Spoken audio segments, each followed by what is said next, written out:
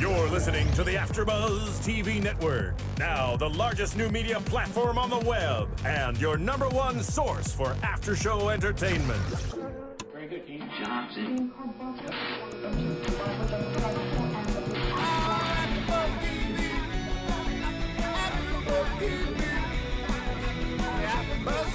The AfterBuzz Studios in Los Angeles, California, presented by Maria Menounos and Bing.com, and streaming live thanks to Akamai Technologies. This is AfterBuzz TV's Survivor After Show. We'll break down tonight's episode and get you all the latest news and gossip. If you'd like to buzz in on tonight's show, you can buzz us at 424-256-1729. That's 424-256-1729. And now, another post-game wrap-up show for your favorite TV show. It's AfterBuzz TV's Survivor After Show. That'd be funny. What's up, guys? You guys done talking? Yeah, we're done. Nice. What's up, guys? Bing is for doing. We're here at AfterBuzz Studios in beautiful Los Angeles, California, doing another live after show for Survivor Season 26, Fans versus Favorites. Episode titled "There's Gonna Be Hell to Pay." I'm your host, AJ Gibson, joined again by my expert co-host to my right. You're supposed to say your name? Hi. Jerri Manthey. I was waiting for a very long, complimentary introduction. The one, the only, 3-time player of Survivor, the lovely. Right. From villain to... Again. Okay, there we go. Hi, I'm Jerri Manthey. What's up? Hi, I'm Ryan. We're already starting off like this. It's getting crazy. And I am Justin Walter. Our very Yeah. own, Justin very own F. super fan. Justin F. Walter. It's so funny, you guys. As we were watching the episode, we were talking about how last week we thought we were a little bit giddy, and we thought there were fumes in here. I'm always like that. And apparently it's just this new dynamic because, again, as soon as the camera goes on, we're all nuts. It's the Jerry effect. Can I make a quick announcement? Yes, of course. Did anybody get anything in the mail this year from someone on this show, this current season? This current season? No. Because I may have. What is What this? are you talking about? Let me take off my jacket. Wait, what is this? I got a Team Drea t-shirt that she sent me. Wow. Why don't you read what it says on the back? Oh, wow. Hold on. It says, Ryan, love you, boo. Can't wait to live with you soon. Are you guys going to be roommates? Love.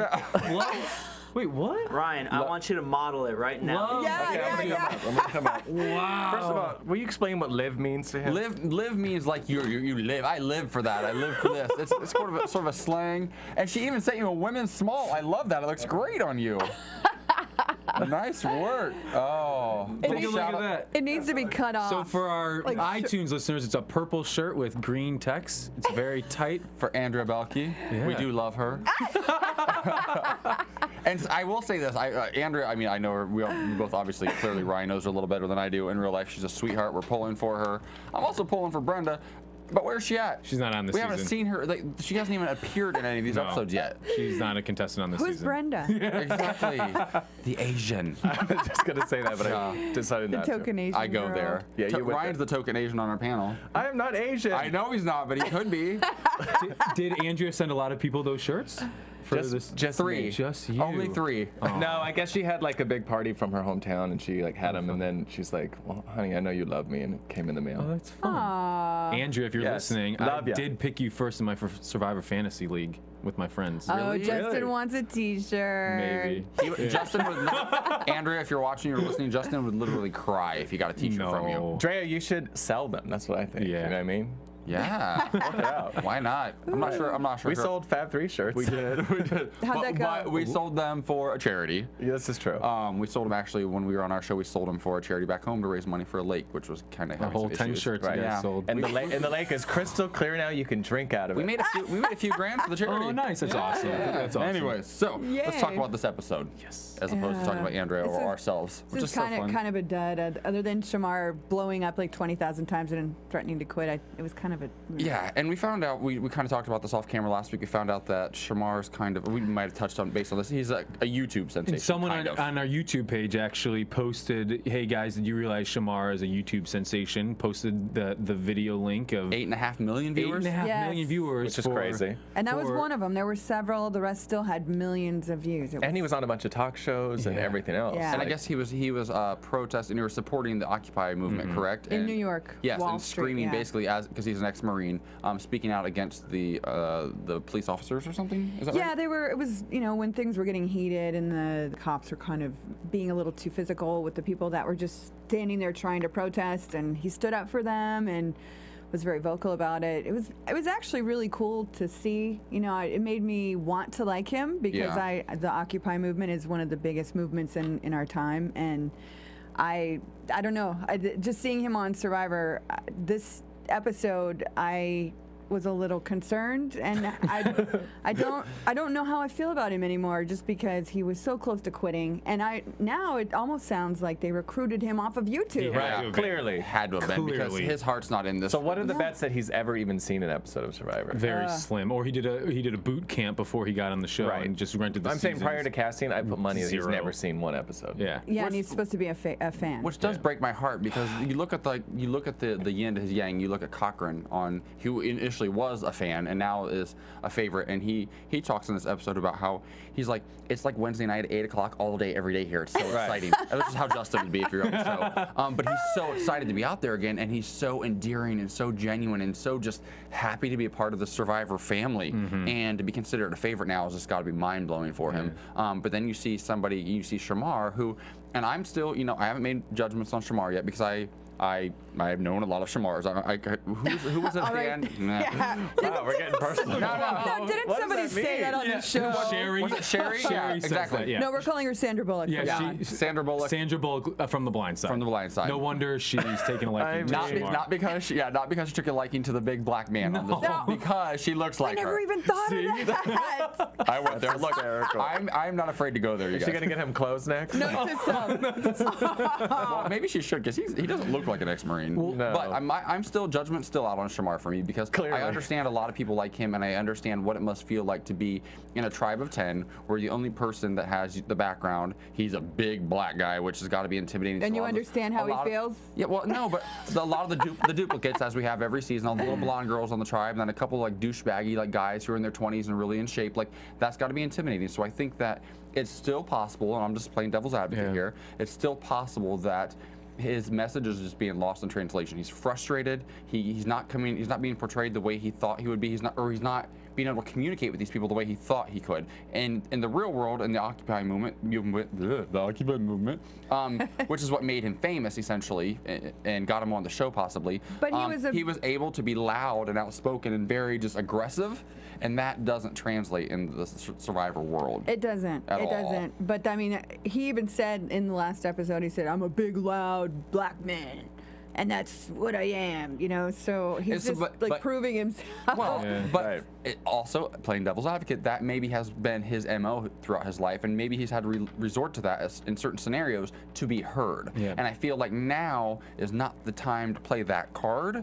We all do it. If I need a gay out every now and then to let somebody know that I'm here, I'm queer, I'm whatever it is. Right. I can play your cards. I can do whatever it is. Yeah, sure. And maybe. But again, if he was just a fan or watched, one season, he would know that he needs to shut the F up. It's a terrible strategy, right? If it is a strategy. And it's frustrating as a fan watching, because even Reynolds said there are 50,000 people that would be lining up to be sitting in this position to have the opportunity to be on this show, and here you have this guy. Did that bring a tear to your eye? It did. And he's ready to quit. And if you're a fan of the show, you hate quitters. You hate the line of quitters on the show. Clearly, last season, Dana, we have Austin, we have Nyanka, we have Purple Kelly.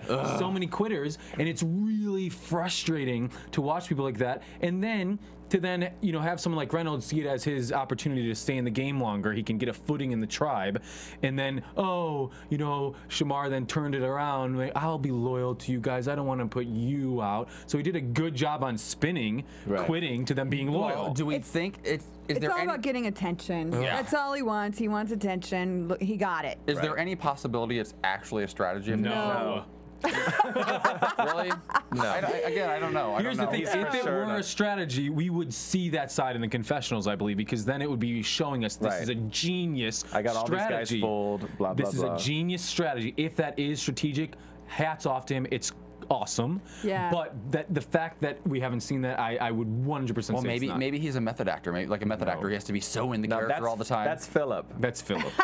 Okay, let's talk about Philip for a moment then, because he's nuts. I said it last week. I'll say it again. He's batshit crazy. Totally. He's so nuts. He's lost it. He referred to himself. He said that he's having the time of his life. He's talking about how he works out all the time, and the entire time he's saying this, I'm looking at his gut like jiggling. And he says he goes to the gym. He works out with guys half his age, and he's like, I should be in the NBA. They ask me if I'm in the NBA, but this is how I roll. He's like, I play old school ball like Magic Johnson and Larry Bird, and they're not used to that. What does that even mean? I don't know. And then just showing him like lifting the rocks and the logs. Like he's doing bicep curls with like a rock. push-ups. Well, I think it was Andrea. She looked over and said, you need an audience. That's all he needs is an audience.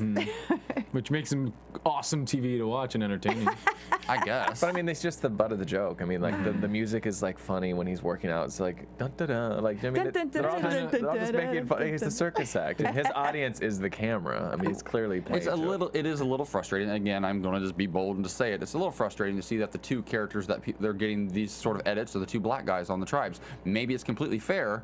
I'm not saying it's not. It's just a little bit frustrating as a viewer to watch these stereotypes of these two characters play out. I know they're giving them that material. I get that, but I just don't know how I feel about the edit so far. It's with Shamar, for example, I really feel like a lot of it's personality driven too. You know, in terms of his race. Yes, he's the sole black man on his tribe, and as a white guy, I have no idea how that would be or how the mentality of the game changes. But just personality-wise, if you take out race in the equation, he's annoying. He's an abrasive, annoying person. And that's like last season we were debating the idea of Abby Maria. Is it cultural or non-cultural? We took different sides of that. So I don't know. I think a lot of it does have to do. See, and I agree. I'm on Jerry. We see eye to eye on a lot of this stuff. I know. That's why we're sitting across each other. Again, last season, what did I say? You said it was cultural. I thought it was cultural. I know. But then when we had Abby on the show, she said, "No, I'm just a bitch." Yeah. I wasn't here that week. We asked her. You weren't here that we talked to her, and she said, "No, you know, that's my personality." And she was really humble about owning up to being a bitch on TV. I think also with Abby Marie, we saw Which is an oxymoron. Well, we saw in the live reunion last season that after watching yourself back, and I can attest to this, you see how you're portrayed. You live your life, and for how many years, 20, 30 years, and you view yourself a certain way, and then you see how other people respond to you, and you're like, all right, maybe I have good intentions, but the way it comes across is a little abrasive. I can totally relate to that, and maybe that's why I relate to Abby Maria. Maybe that's why I relate to Shamar a little bit, because I am abrasive. I know that about myself, but I like to think I'm a pretty loving guy. And the road to hell's paved with good intentions. That's all I can say. You know what? At least it's warm down there. At least it's warm. Maybe you should go back and watch that episode again. Wow. Well, I mean, I can totally relate as well, because the difference with me is that I saw myself in that season in Australia, and I was labeled the bitch, and I was made out to be this horrible villain. In actuality, if you go back and watch it, I really didn't do anything to deserve any of that. And but I do, you know, I'll take credit for the material I gave them on a daily basis. You know, just it was sheer honesty. And so what I learned about myself was that being honest sometimes is not a good thing. You just need to keep your mouth shut. And we talked about this a little bit off camera, and I would just like to discuss it just briefly. That people like you and me, we were able to, I guess, maybe go watch ourselves and make some changes. Yes. Because I don't think we're bad people. I think most people who know us would attest to that. But some people, a lot of people that go on reality, they kind of live in a bubble afterwards. Well, they love the attention. They're not there to be better people afterwards. They're not trying to learn anything. They just were there from the beginning for attention. And when they got it, they loved it. They didn't care if it was bad or good. And they think that they're the world's greatest players afterwards. It's changed a lot of people. Even like, you know, our friend Justin, who did Amazing Race a few seasons ago with his sister. Oh, I thought you were talking about me for a second. No. And they were out of control, like horrible disrespecting towards each other on the show. And then it literally changed their relationship afterward once she saw how she treated him. Like she didn't really get it until she saw it. That's awesome. I think that's what you're trying to say. Yeah, that's great. I mean, for me, I love to see that when people learn from their experience on the show. I mean, I did not meet Abby, but I can say that watching that show, I did not want to, because she was being just outright mean to people, and it was not necessary in the context of the game to say the things she was saying. And it was interesting. I met her. She was so nice in person. She was like a different person. She's a whole different person. She was a whole different person. So and she's learned? I genuinely believed when she was in here for an hour with us. Either that or she's really good. Or she's really good. She's setting herself up. But we should get her in here this season, definitely. Yeah, we can definitely put you guys across from each other. Yeah. Yeah. He's like, no way, do it. Like, classic versus new villain. It's always, I try to be so, I don't pull punches, but at the same time, I try to give people the benefit of the doubt when I watch these shows. And because for all of you guys watching at home or listening at home, think about it this way: how cranky do all of us maybe get if you're a little bit hungry or a little bit tired? Like, have you ever been like hanging out with like your significant other or your brother or sister or whatever, and you're just really hungry and you just get in a really bad mood because of it? Imagine being so hungry and being able to do nothing about it, and then being in the sun all day with a bunch of people you hate. Are you asking me to imagine it? No, I mean, you've lived it. Everyone's at home. Awesome. Like, it's easy to judge watching it when you can't really judge when you've never been in that I situation. like watching Survivor now with a big bag of chips. Right. Or granola bars. Yeah, or 5 granola bars, yeah. Or I like to make a smoothie out of snails and horse shit. That's Like they do that like one episode a season. The first two things that popped into my mind. I Snails and like horse shit. watching with my buff on. Yeah? No. And nothing I'm else. sure Yeah, I was gonna say, nothing else. Speaking of nothing do- else, I found out the name of the movie that Richard Hatch is wearing with the power enemas, which is another gay movie. So I recommend it That's highly. what it's called? Another gay movie. You guys need to check that out. Yeah. So, I'm gonna get you a copy. Oh, God, I'll make sure not to watch it. let's talk about another alliance that seems to be forming that's kind of unexpected for me, but kind of makes sense when she explains it. Let's talk about Corinne and Malcolm a little bit. Yeah. Because Corinne says, she's like, you know, Philip and Andrea have played this game together before. So have Dawn And Cochran. And Cochran, yes. And it just kind of makes sense that Malcolm and I team up. She doesn't know anything about Malcolm, obviously, because they shot these seasons back to back, so nobody knows Malcolm, which is interesting, which could play to his favor, I think. It will. And they become an alliance very early on. She said, well, then let's talk about this.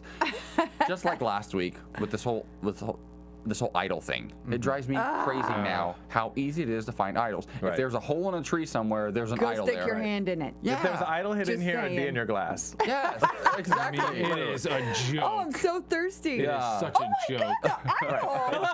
It's always in a hole in a tree. That's Always. it now.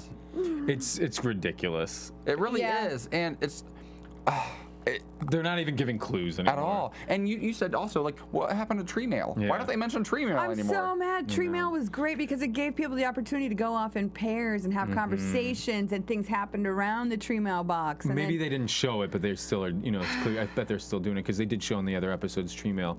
One thing in terms of Corinne, when you look at her in Gabon, she was aligned with Charlie and Marcus, the two kind of males from the season. So in her aligning with Marcus, look at the guys available on her tribe. I mean, She not Marcus. gravitates towards Malcolm. hot dudes. Her aligning with Malcolm is exactly what she did in her first season. So it's not surprising to me that she's with Malcolm just because she doesn't know about him. Who's she going to be with? Brandon or Philip or Cochran? No. Brenda. She's going. Somebody align with Brenda, please. But that's the thing. Who's She's Brenda? the type of girl that women don't vibe well with, which we saw with Corinne? Yeah. Girls are threatened by Corinne, and we saw that with Andrea, where Andrea was trying to already setting the stage to get Corinne out of their 6-person alliance. And that's the thing, like, I think on this show, if you're not like a pretty all-American, like Midwest-looking type of girl, people are intimidated by you. If you're over the age of 40, I feel like girls are intimidated by you. Or if you're not the stereotype of what pretty is, like a little blonde or like a little brunette, petite. And Corinne's not. She looks like a woman, you know. And I think that's probably where, you know, someone like Andrea, who's a little bit younger, they'll threatened by that. So I'm gonna make a play right now. Well, she saw her and Malcolm getting really close and having like very intimate conversations, which Right. you know you should never do in front of everybody. She even That's kind of rule number that too. She was just like, you know, when people going off having little conversations, you're always looking out for something, and they're being so obvious about it. And obviously, Yeah. Corinne also said that, you know, that Malcolm was good looking and hot. So there is, people can vibe and tell if there's She a little really is attraction like thing taking going notes with from that. my playbook. She is. I find the good-looking guy and Well, go weren't over you the there. first person to have sex on Survivor? I never had sex. I'm just kidding. That was You and Colby? That was a total rumor. Please, I beg your pardon. Oh, believe me, I tried. I tried. I would try to have sex with Colby. It did not go anywhere. Yeah, I tried to get on Top Shot just so I could have it. There are so many jokes I could insert right now, but I'm not going to. Oh, come on. Insert. Oh God. I did it without even knowing. Jerry, looking at Andrea in terms of like the women not getting along, in terms of playing the game, you, Sandra, and Parvati kind of, you know, you had a working female kind of relationship At and the alliance end. towards the end. Yeah. So in terms of the women mentality from experience, kind of what can you attest to or say regarding Andrea wanting to go right after Corinne? I mean, I think she feels threatened by her, and she's trying to take the heat off of herself. But I think she's being a little too vocal about it too soon. That's what I was saying to myself when I was watching her like plot against Corinne without really good reasons yet. It seems like too much too soon. Yeah. There's no need to. You said the same thing. And that always ends up biting people in the ass because you can't have something set in your mind like I was after Parvati from day one in Heroes and Villains, and she was with me at the end. That's why she got my vote, because I was like, you're still here. Yeah.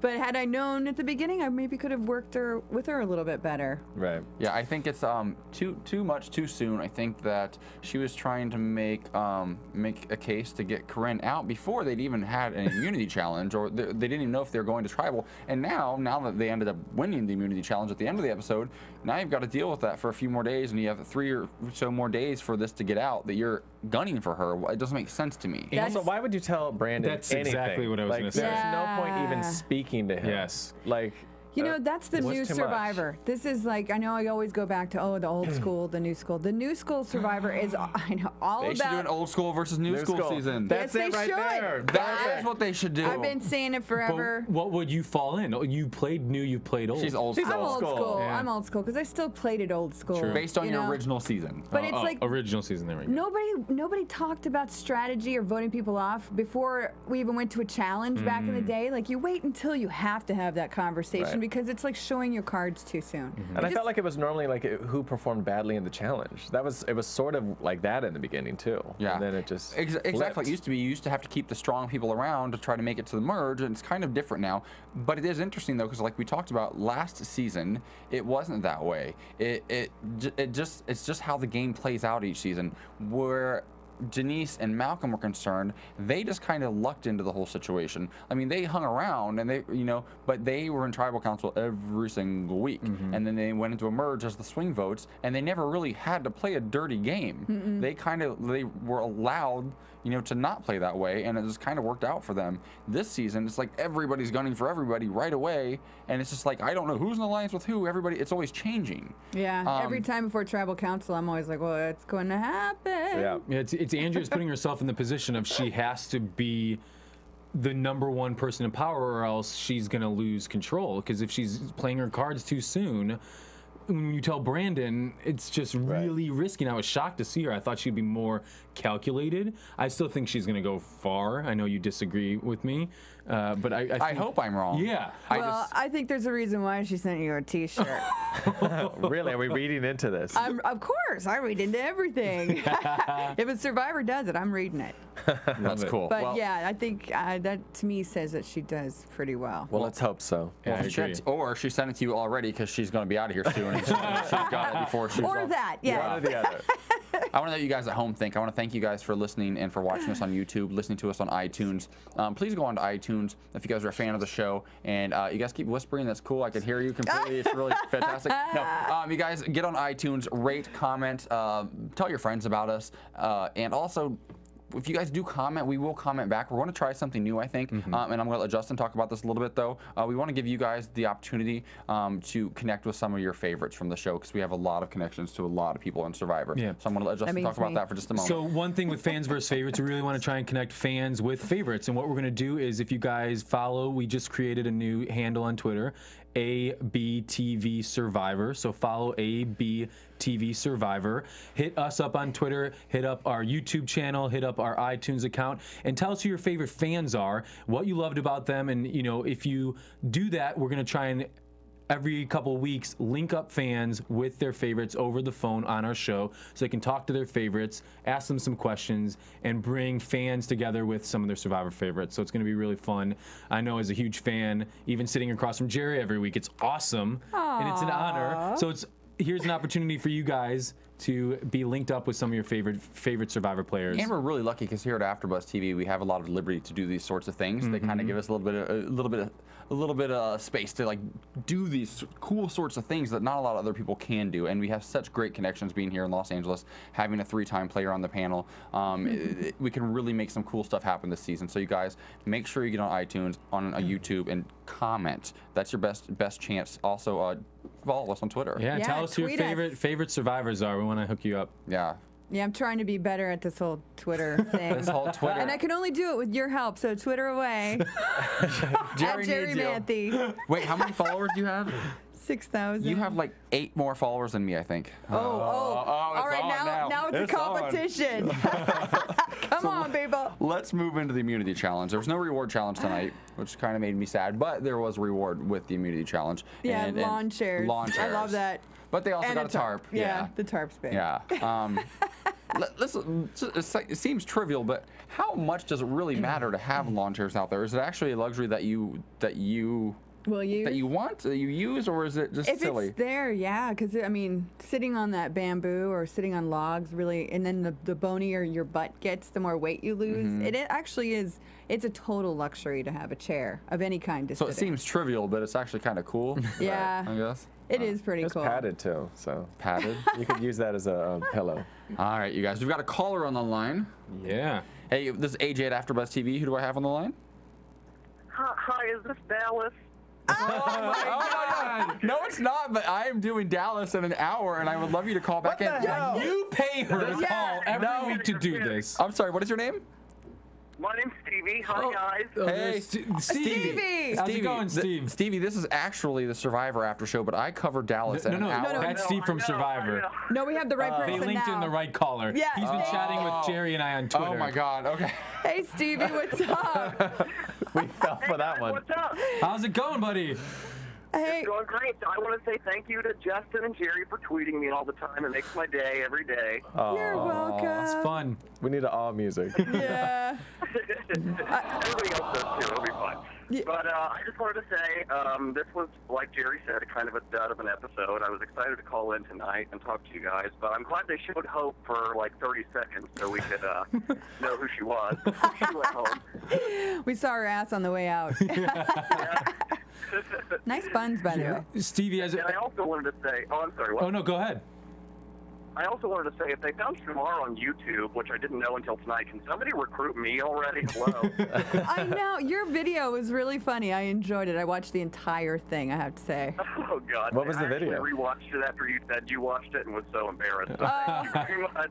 He basically held a tribal council at his house. Everybody voted on what his house name was going to be. By himself? That's amazing. Yeah, It's funny. and it was Everyone should check it out. You cut it together, so it was really interesting and quick-witted. I liked it a lot. I feel like you and Justin would get along just fine. That's why we tweet each other. So, That's right. I also wanted to say that as much as Shamar is a pain in the ass, I really want him to, I mean, I'm afraid he's going to hurt somebody, but I also really want him to stay around in case they do a tribe switch, because can you imagine, like, the fight between Shamar and Brandon and Philip? That's classic. That would be some good TV. that's awesome. Yeah, Shamar and That's sick. Philip fighting for attention from the camera would be very interesting. Oh, it's going to be fast. I really hope it works out that way. And that Richard Hatch movie, don't watch it. You watched it? It's terrible. Oh, I've seen it. Yeah, it was the most shocking thing. Oh, no. It's bad, right? Stevie, where are you calling us Yeah, from? it's bad. Oh, my God. Where are you calling us from, Also, Stevie? what were they? I'm sorry, go ahead. No, where are you calling us from? I'm calling from Muncie, Indiana. Really? I actually grew up 30 minutes from Muncie, about 40 minutes from Wow. Muncie. It's a small world. Do you know a little town, Salina, Oh, God, here we go. Salina, Ohio? Oh, yeah, I go through there all the way, all the time on my way to Cedar Point. I love Cedar Point. There you Love go. Cedar Point. You guys. Well, Stevie, I want to thank you so much for calling in. We really do appreciate it. Thanks for being a fan. I'm going to check out your video later. Okay, thanks. Bye, Take guys. care. Bye. Yeah, call again. See, that's awesome having fans call. Muncie, Yeah. More fans Indiana? got to call. Muncie, Indiana. I know Muncie. Awesome. How do you So spell funny. that? Muncie. They have a really good club volleyball program. That's the only reason I know. Shut Spry. up. I had a friend who played there when I was in high school. Oh, my gosh. So funny. He is so annoying with the small town references. It's always about sports and weird shit. That was fun having someone That's all call we for have. Survivor, not for Dallas. Yeah, it's How exactly. funny that Thank you if for it was just calling you on in. the show, we wouldn't even heard him and just hung up on him. Wait, I'm still confused. Because he saw that happen before. He watches the show. Oh, he and made so a joke? It was him being funny. I thought there was a second caller and they just passed through the That's what second I caller. thought it was too. I didn't know you made the joke. He's funny. He's good. Yeah, he's I was really like, sorry, funny. asshole, call back in an hour. I'm kidding, Steve. I think Yeah, you're hey, great. Stevie, if you ever come out to LA, you have to come on the show. Yes. Yes. Fun. Yeah. Still on the couch that Justin fell off of once. We won't remind him. And I'm trying to get one of my favorite Survivor fans in here. His name's Erno. Oh, fun. And you guys Is that his birth name? Yes, it is. He's from Finland, and I gave him the tag name Creepy Finnish Guy. And ever since then, he's been all over the internet. Creepy Finnish guy. Yeah. Are you sure we want him in the studio? Oh yeah, he's harmless. Wow. He's fun. Hi Erno, if you're listening. They're really close. Certainly a friend from Finland from Twitter. That she's renamed. Yeah. Your birth name isn't good enough. I mean, your name's Erno. Yeah, I get it. Moving on. All right, back to the challenge. Immunity challenge. Okay, so another water challenge. I'm excited about this. This one looks really cool to me. I would love to do this challenge. A little bit short and not a lot of strategy involved, just a lot of muscle. Yeah. The entire tribes have to swim out to this huge bamboo cage. Then they all have to climb up over the cage and drop down into it. Which seemed high risk. It did seem a little bit high risk. I thought someone was going to jump on someone's head. It just seems, I don't know, confined. It was even hard for them to film it. Yeah, Philip struggled a little more than he should have, since he's basically at the caliber of an NBA player. Right. You think he'd be a little better? As physical as he is. Right. No. And he always has that Speedo on. Someone had to put their hand practically up his butt to get him over this. So they get out there and the fans jump out to an early lead. They look like they're doing well. They get down into the cage. They open the door underwater facing the beach. They open theirs first and they get their crate. Their crate's heavy. But they're in the water, so whatever. They've got their crate. They're heading out, and favorites are still struggling. So it looked like it was going to be. I thought it was going to be a runaway. Yeah, I thought it was going to be a runaway win for the fans again because they're pretty physical. Yeah, and the faves kind of caught up in the water part. The faves, I love it. What? The faves? They caught up bringing the chest. They were actually first to get their chest on the track. So then after they got the chest out of the water, they had to put it on a long wood kind of train track, and then you had to use rope and a metal ring to get on a latch by tossing it and then bring the tracks together. You had to do that 3 times. And it started off, it was again Malcolm versus Reynolds throwing in something to hook onto something else. And Reynolds kicked ass. And they were both doing really well, and then they decided not to do it anymore. Is a fan of Reynolds. I think so too. What is with your Reynolds obsession? No, I think he's an underdog right now. He's a good tosser. I do not hate Malcolm. You hate Malcolm. I do not hate Malcolm. I do not hate Malcolm. I hope you're watching. I do not hate Malcolm. What I like about Reynolds is he is the underdog right now, and I think strategically he's going to be able to maneuver and get further in the game than people think he's going to. That's I don't know if I'd call Reynolds an underdog. I think he's an underdog right now because he's on the outs of his alliance, and I'm rooting for the underdog. He's one of the last pretty people left. He has an idol. I mean, I don't think he's an underdog. Reynolds latched his right away, and then Eddie missed a lot. Then Shamar did it. Shamar latched it right away. The fave side, you had Philip doing it, Malcolm doing it. Then it was Brandon versus Eddie. Why in the world did they let Eddie try over and over again, and again, and miss? Stupid. And can we just take a moment to just point out that there's no place for any of the women on either of the tribes in this entire challenge. Right. Does that bother anybody else? Like the girls, that's almost like every challenge, to be honest with you, so far. Not really though. When it comes so far. Well, this season, and they have been very physical. Yeah. I like when there's, and I mean, obviously most men are stronger than most women, but you saw last season, you saw Denise. She was balling the shot calling every episode. It was pretty like an even. Yeah. But I also want to say too, sometimes these challenges have rules that we at home don't see, because I would say that nobody got mad at Eddie afterwards and like brought that up really. So in my opinion, maybe you couldn't move on until you made it. Yeah. Or they did switch out. They went from Eddie to Shamar. Maybe it's you could only do it once. Yeah. Because Eddie did it the second time, missed, and then Shamar stepped in and did it. Because no one got crazy on him. He kept missing and missing. He was like playing the ring toss at the carnival that no one ever gets. And it's not like they were standing behind him going, "Hey man, let me do it." Right. And on the other side they weren't just like, because one of you just pushed him out of the way and said, "Fine, let me fucking." And if you think about the other side too, Brandon, he tried the second round doing it, missed, and then Philip stood in and did it. And then Brandon again. Maybe that was a hidden rule that you could only do it once. Or maybe that's what I was thinking. The editing of the challenge itself was a little. Or maybe they're all male chauvinist pigs.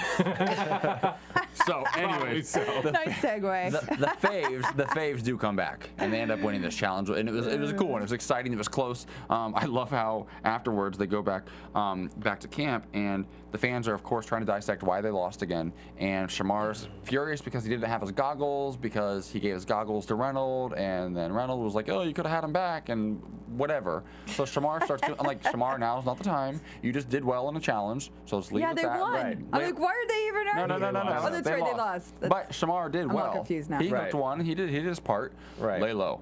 Just shut Just up right shut now. up. Yeah. That's the thing. He doesn't know how to shut up. He likes to be the center of attention, stirring the pot. I think he just doesn't want to be there. I think he's looking for a reason. Without quitting, he's looking for a way out. I have to agree. Actually, after what we saw this episode, I really do think that he was almost trying to get voted out. Yeah. Which And- infuriates me beyond belief. On the flip side, though, I love Laura. I love her comments. She said, is she good. goes, she's like, you guys, I really just sucked today. She's like, at one point, I think I was doing backstroke in the wrong direction. I don't know. I just love her. I love her. Like, Did I just say? she's so candid. I love that because I'm like that. I appreciate that. I want to like get in there and like tell her to stand up straight. She has really bad posture, and I'm worried for her. Stand up straight, girl, because I'm telling you, when you get older, that ain't gonna be You're comfortable. not gonna be You're cute. going to need like No. orthopedics or something to fix that. Do it now. You How did old a- is she? You did a very good impression, facial expressions of Laura. I was laughing Thank about you. it. Yeah, so watch that on I'm YouTube. really good. Oh, I well, missed it. I'm really good at being like kind of like a dumb blonde. I am. But she is not dumb at all. No. Laura and Sherry are running that tribe. That's Yeah. and that's the interesting thing, and I'm glad you said that because these challenges are very male-dominated, very Yes. physical. But I feel like the men are not in charge of this tribe at all. No. I feel like the women are, and that's cool. Even though the women are getting voted out, they're like Well, the weaker it's women. It's the expendable prettier women. ones. Yeah. The pretty girls. Right. And Well, they're getting voted out because they don't want the guys to go home because they think they need the guys for strength in the challenges. So And I think there are enough guys on this tribe that aren't like young douchebag types. Right. You know, with the beard. Matt, Matt, I mean, love Matt. and Michael. And I love yes, I Matt. think they're the types that these women could talk to in a way and get them to understand that. Look, down the road, if it needs to come to that, I think when it kind of already has, but I think they understand that. So it's not necessarily like a women versus men's thing, a men thing. Men's. Yeah. The men's room. The men's is going to get sent home. Yeah. No. So Isn't he a wrestler? He's a wrestler. when they went to get water, it was Laura, Matt, and Sherry. And that's when Laura came up with the idea of let's split the votes in case the idol is played. We'll go 3 for Eddie, 3 for Hope. We'll have the guys vote for the guys, or for Eddie, and the girls vote for Hope. Then if there's a tie, we'll then change our vote to Hope. And so Laura and Sherry devised this plan, again, in the new school of Survivor, always planning split votes because of the idol play and the fear of idols. I hate it. I hate And it. Yeah, it's tricky. Split votes always kind of scare me. It's more fun. But it is more fun. It is. And sometimes it's like it hurts to like. Think you of want me all to the what? scenarios. What? Yeah. Right. I mean, a lot of people have made mistakes and they went in Tyson. to vote. Yeah. Like, wait, what? What are we doing again? Or you see, like Shamar, even he was like, "Wait, what? Who am I voting for?" Yeah, just tell Okay. me what to do. I know. I can't believe, like, as great a position as he was in, that he then started stirring the pot, trying to get Hope to save herself. I'm like, I thought for sure Shamar was gonna get sent home. Maybe that was his only hope. It was his only hope. What was It's it? because he hates Eddie, and so like he's hatred of wanting to get rid of Eddie. And just here's the was thing, though, that was overpowering for him. interesting, though, if Hope really thought about it. Okay, so Hope thinks about it and thinks, okay, if they're going to split the vote with me and Eddie, I should just vote for Eddie. I will stay in the game. Let's say they did flop and vote Shamar with us. Even if I vote for Eddie out of safety, I still will be in the game. Yep. So Hope voting for Eddie this episode would have guaranteed pretty much that she'd she would have still be stayed in there. the game. Right. Yeah. So, Yeah, she's not the bright one. She had an opportunity to save herself, and instead, and the thing is, to look at this, I don't know. As an outsider, I look at this and I say, Hope, if he's coming to you right now and giving you this information, you already know that he may be in an alliance, but he's on the outs in his own alliance. You know this guy, he's already been talking about quitting, he's already, whatever. This guy's down and out right now. And if he's coming to you with information, you should probably listen to him because that could turn around to be a really great ally for you down the road. Yes. If he's going to go to you in a place where you're vulnerable and save you, when he's been a little bit vulnerable lately too, trust him right now. But he's Now's almost your chance. He's almost gone to the point where nobody trusts him. You know, it's just Sherry Well- is doing Sandra Bullock. Sherry is doing such an amazing job of keeping him reined in and keeping him in the game. And even Julia, we saw Julia for the first time give a little confessional, the race car driver brunette girl, that she can't stand Shamar. We have Laura can't stand Shamar. All these people in his alliance can't stand him, yet they're saving him and they're keeping him. Can't stand is very different from voting out in Yeah. the world world of Survivor. You have to play with that mentality. You have to understand the people we can't stand, they're probably the ones I should keep around. But here, the bigger picture is what I don't understand. They're doing this on both tribes. Both tribes have a majority alliance of 6.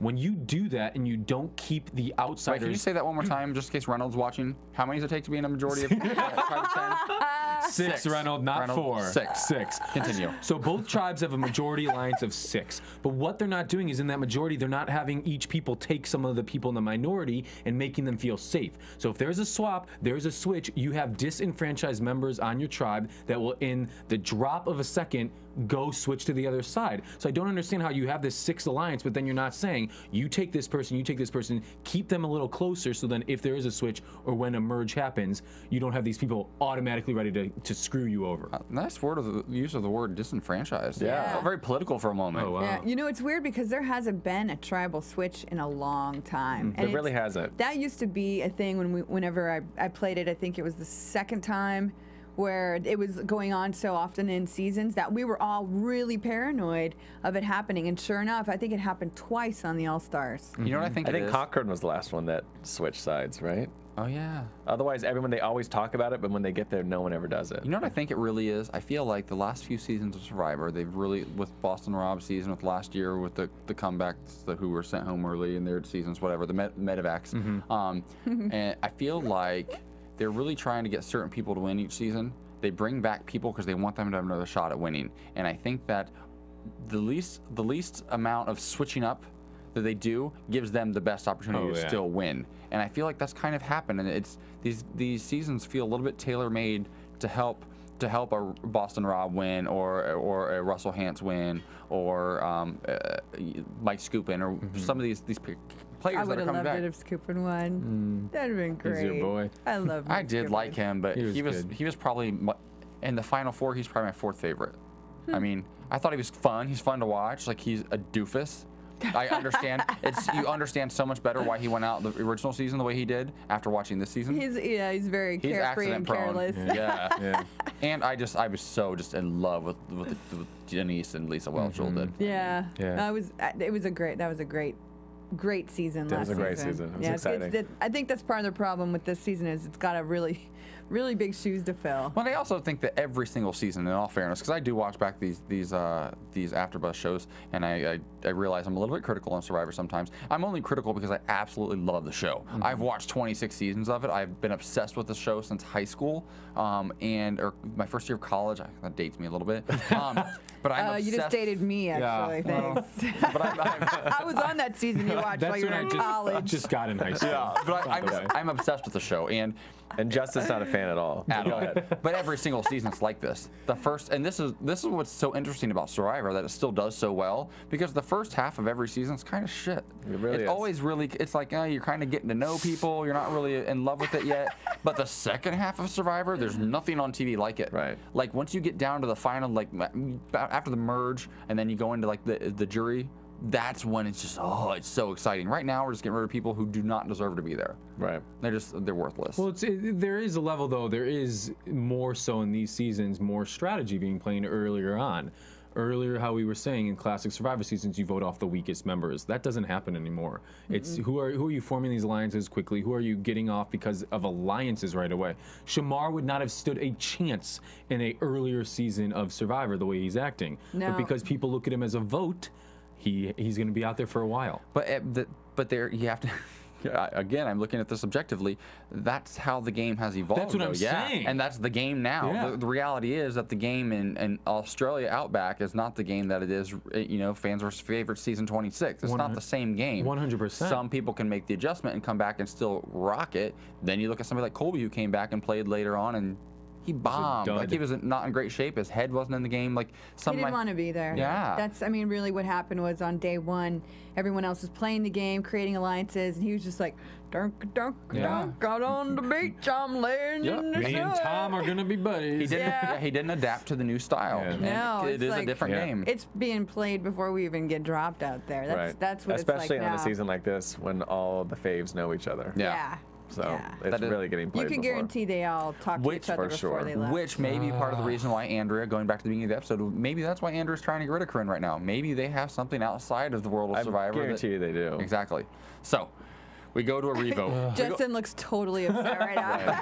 He likes to believe. That is unfair for the fans. No, it's not. That's the game now. No, what's unfair to the fans is the fact that there's not a fan is the fans. I agree with that. That's what's annoying. We're the real We've already fans. established that, but it's also I'm rooting for the fans. I'm rooting for Sherri and Laura right now, 100%. But as a fan, you sign up for the show and you know that they've done this before, so it is all part of the game now. Well, yeah, and then you look at the first fans versus favorites. On the Final Four, you had 3 favorites, 1 fan, and she was basically dragged along. You know, so it's kind of the like you said, these seasons kind of are a little bit more tailor-made for the returning players. Yeah, which I love because I just cheer for the favorites the entire time, while you guys all are pulling for the fans. Except for Andrea. I'm on the fence, really. I just want it to be a good season. Yeah. That's all. I want it to be some big competitive. moves. Yeah, I want people to play. I want someone to be bloody. Well, we're gonna try. And I want someone to scream about being hungry. They never scream they're hungry anymore. Well, they're eating in every shot. I mean, I'm like coconuts. What is that fruit thing I see people eating? I want to know what that fruit is. I think I saw somebody with Jamba Juice.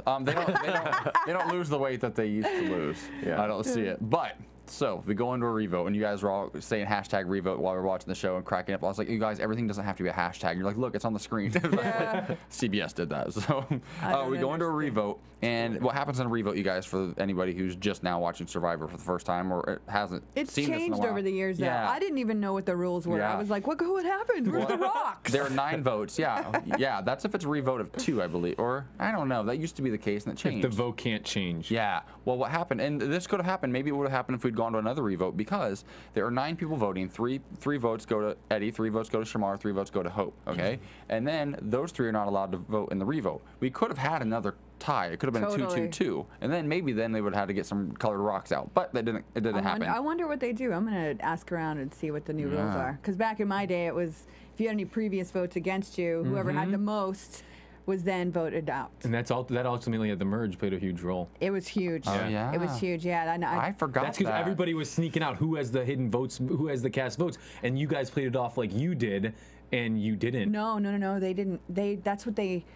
no, nobody even knew that I had as many votes against me as they did. But Jeff Varner accidentally at a challenge was bragging to someone that he got the first vote of the season.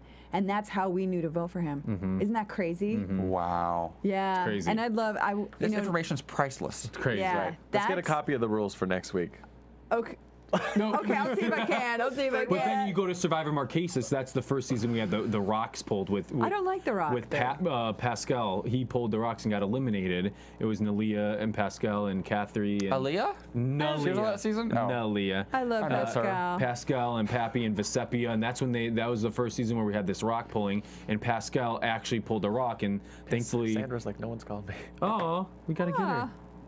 Are we calling Sandra? Are we calling our special guest this evening? I've called twice and she hasn't picked up. It's ranked for like 2 minutes. Call again We real want quick. Sandra right now. on the line. Send her the phone number. I guess cat's out of the bag, you guys. We're trying to get Sandra, 2-time winner, on the phone right now. Get her on the phone. Apparently there's some technical difficulties. We've only got a few minutes left, but we're going to try to get her for you guys. Oh, we have to get Sandra on We here. have to have her call in again, too, when she has more energy. time. Put out the positive energy.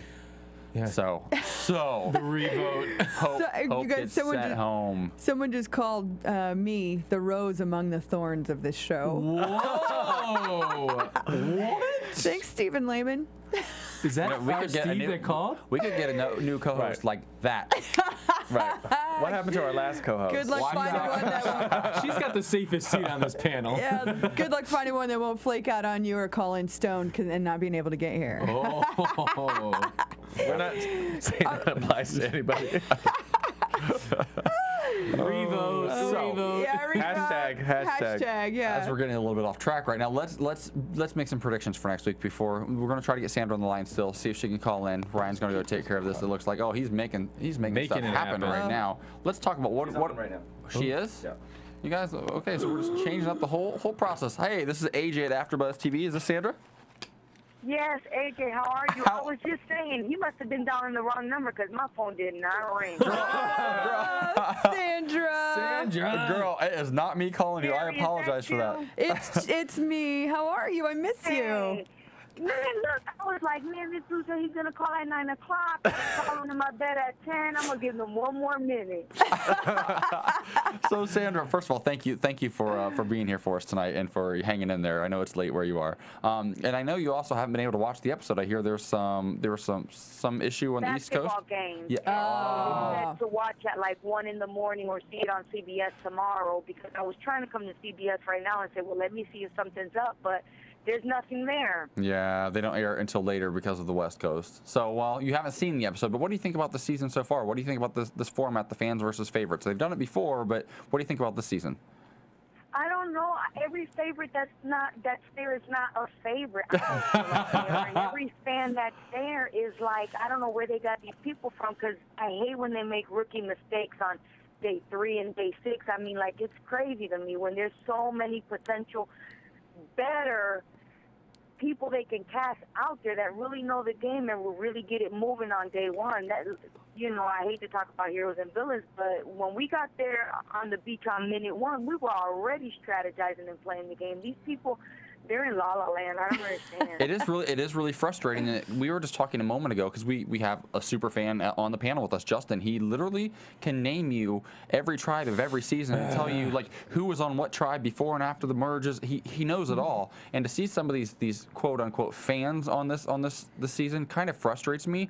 And we talked about how we think that these seasons recently have been they tailor them for these returning players. It seems like they did with Boston Rob's season, like they've tried to do with Russell Hantz, I believe, like they tried to do last year with Mike Skupin and with Penner. I feel like they bring back certain quote-unquote favorites again, and they try to give them the best opportunity they can to win. These don't seem like fans to me. Do you see that happening at all? Well, the reason why the returning players do so well is because they have the experience of going out there. They have the experience of seeing these challenges or seeing portions of the challenges played out again, to where they know what it is they need to do to get the job done. Like when they did that last week, that challenge where they went in the water and pulled the sticks out. Mm-hmm. Well, the fans, they said that they went in there into the challenge and nobody really knew what anybody's strengths were. But on you know, when you have a bunch of favorites that have already played the game and been in all these different challenges, with the exception of me, you know, I sit everything out. I wasn't going to say it. Like, pay attention. So, of course, the favorites have the upper hand. But these fans, you would think that from watching Survivor that they would know a thing or two. Well, and I think what you're really saying also is that after living the experience and then watching it on television, you know your strengths and your weaknesses and you know what to play to. You say you sat out every challenge, and that's a joke and that's funny, but it's your strategy and it worked for you, obviously. It worked better for you than it's worked for anybody in the history of Survivor. And you know what, and to talk about that for a second, at the same time, too, a lot of the times if they're like really pinned up on winning, they're like, okay, we're going to sit this person out. So it might not necessarily be that I want to sit every challenge out. Mm-hmm. It's just sometimes that's the way the cards fall. Am I right, Jerry, when you guys wanted to play bowling and Coach wanted to eat pizza? Yeah. And then we ended up... You guys are going to sit out because I'm hungry. Okay, well, and they lost anyway. It was, still, we got the blame for it, although we didn't choose to sit out. But I guess since we don't speak up and say, okay, no, I don't want to sit out, I want to actually play, you know, whether I play or sit out, it doesn't matter to me because my game is elsewhere. Yeah. Well, that's the smart way of looking at it. Sandra, I have to let Justin ask you a question right now. Sure. Hi, Sandra. How's it going? He's dying right now. Sandra, I love you. Going very good. You're one of my favorites. Before you say Justin something, I want to say that I was looking at you guys' last week episode, and I'm thinking, damn, that guy is hot. Oh, my God. That's the best compliment I've gotten. Thanks, Sandra. I love it. I'm going to turn really bright red now. You're bright. He's bright red, Sandra. He's bright red. Thank you, Sandra. Thank you very much. He is. He's really cute. I'm really bright red right now. Sandra, question. I wish I could see you. Oh, you got to come to LA and come join us in the studio. Yeah, you're coming to the rally, aren't you? No, Jerry, you know what? It's just too much. It's always, you want to come here, you want to come there. They spread me thin. I got stuff to do. You got stuff going on. Who's going to get us coffee this year? Sandra, I've got a question for you. Okay, you are obviously an amazing player. You've won the 2 out of 2 times you've played. So what would be your advice one piece of advice you would have given to the fans before playing and then to the returnees? Because you played both ways and won both ways, as a returnee and as a fan. So what would be your advice, one as a fan, to the fans, and then to a returnee player? Okay, to the fans, I would have to say pay attention to detail. That's something that I always advocate. You got to watch what's going on always. Great. Does that sound good? I like that. Yeah. What about great advice. He's writing it down. That's why. I got a mental note. Trust no one because it's a trustless game. That's right. I love it. I love it, Sandra. Although you could always trust me. Aww. Sandra, since you've been on the show. Jerry, you know what, girl? I don't even want to start. But you messed that up. I know you blame me and I blame you, but at the end of the day. No, I don't blame you. I blame Russell Hantz. At the end of the day, Sandra won twice, and you did it. It is what it is. I know. Do an interview without saying that name or the other name that Philip keeps throwing around. Oh, yeah. I hear you. I really don't say that name very often either. It's like the name that no one should say again. He who shall not be named. Oh. Yeah. Well, I want to thank you so much for staying up and for calling in tonight, Sandra. I adore you, and I hope to see you again soon. Yes, we love you. Yeah, of course. I love you, Sandra. I miss you. Thank you, Sandra. Call me when I've watched the episode. Yeah. I have more to say because I don't even know who got voted out. Tell me. Hope. One of the useless blondes. I guessed it right. I just knew it. I said that chick is in trouble. And support is in trouble. If I would have been homegirl, I would have worked my magic. Well, that's why you're the queen of Survivor. Under the bus. What do you think of Shamar, real quick? What about Shamar? You know what? Yeah, he's nice and fat, and maybe he keeps Sherry warm at night, whatever. But I can only take but so much sarcasm and laziness. You know what I'm saying? Like, on day one, he's already complaining about the shelter. I would have said, "Yo, homie, you gotta chill. You gotta take a deep breath, and you gotta be a team player. And you better move your ass." That needs to be the title of next week's episode. Yo, homie, you gotta chill. You gotta take a deep breath. I love that. Sandra, thank you so much for calling in. You can be a yoga instructor. We'll be in touch throughout the season. I do hope to see you again soon. Okay. All right, you guys take care. Take care, Thank you babe. for having me. Bye, boo. Sandra. Bye, Sandra. Sweet dreams. Bye. I love her. Oh my I love God. her. She's so funny. Yeah. And that's what she's so real. Yeah. Like she's just straightforward. That's what I love about her. Like when I did a different show, every time I had her next to me, I was like, man, here comes some truth. Y'all better be ready. Yeah. And that's the crazy thing about Survivor is that, and this game will drive you nuts. That's what you look at Russell Hantz, who arguably, in some ways, and I know I just said his name, and The name you hate that should not be spoken. But in some ways, he's a genius. In some ways, he is a moron and he'll never win the game. He's not a genius. He's not. He recreated the game of Survivor. He did things in Survivor that nobody's ever done at that time.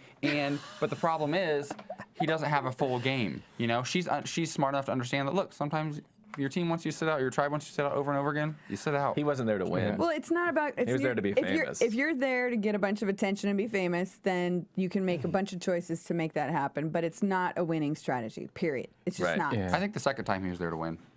I think it drove him nuts. I think the second time he went. I think he wanted to win each time, but he just didn't effectively do it. What is your guys' interaction in person? Like, when was the last time you saw him? Do you guys like speak? If he's anywhere at anything I'm at, I don't engage. I tried once, and then all he did was tell me a bunch of lies. No, he just kept lying to me about his personal life, and I knew they were lies because I knew the real story.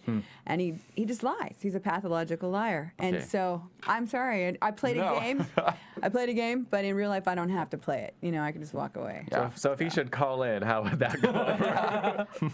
Bring it. Looking forward to that, you guys. Honestly, I just won't probably say anything. I probably won't say anything. That's fine. Well, you guys, look forward to that this season. Great rating. That's going to be happening. Don't do that when I'm on vacation. Stay tuned. Or maybe I'll say everything I've been wanting to say. Who knows? Yeah. Tune in and find out. That's all I'm going to say. I guess we'll have to have wine that day.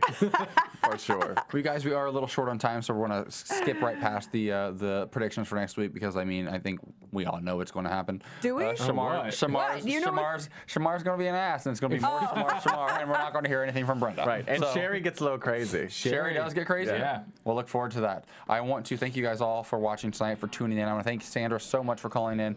You guys, I think you will be out next week. Justin's out next week, but we do have Jillian Larson here next week from Survivor Gabon. She's going to be talking about a great organization and a charity fundraiser she puts together in Temecula every year called Reality Rally. So we look forward to having her here. I will be there. Me too. I will be there. Yes, nice. I will. We'll be there covering it as well. I will be AfterBuzz is going there too. We're putting you to work then. Yeah, because AfterBuzz is going to be there. AfterBuzz is covering it.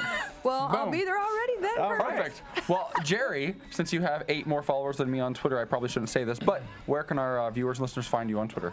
At Jerri Manthey. And you can also find out more about me at jerrymanthey.com. jerrymanthey.com. She just got British. Justin. My Twitter is Justin F. Walter. Website justinwalter.com. But also, again, all the fans out there, hit all of us up on Twitter, Facebook, iTunes, and then ABTV Survivor. ABTV Survivor. Follow us. He's wearing me out. I'm Ryan Carrillo on Twitter and Instagram, and you can also find me Ryan Allen Carrillo on Facebook. Did you say Ryan Allen Carrillo? Ryan Allen. DeGeneres. We're all British tonight. You can follow me on Twitter at _AJ Gibson. Also check out my website, ajgibson.tv. Thank you guys so much for being here. We look forward to seeing you again next week, same time, same place. Bye. Team Andrea. Bing.com. Executive producers Maria Menounos, Kevin Undergaro, Phil Svitek, and the entire AfterBuzz TV staff. We would like to thank you for listening to the AfterBuzz TV network. To watch or listen to other after shows and post comments or questions, be sure to visit AfterBuzzTV.com. I'm Sir Richard Wentworth, and this has been a presentation of AfterBuzz TV. Buzz you later! The views expressed herein are those of the hosts only and do not necessarily reflect the views of AfterBuzz TV or its owners or principals.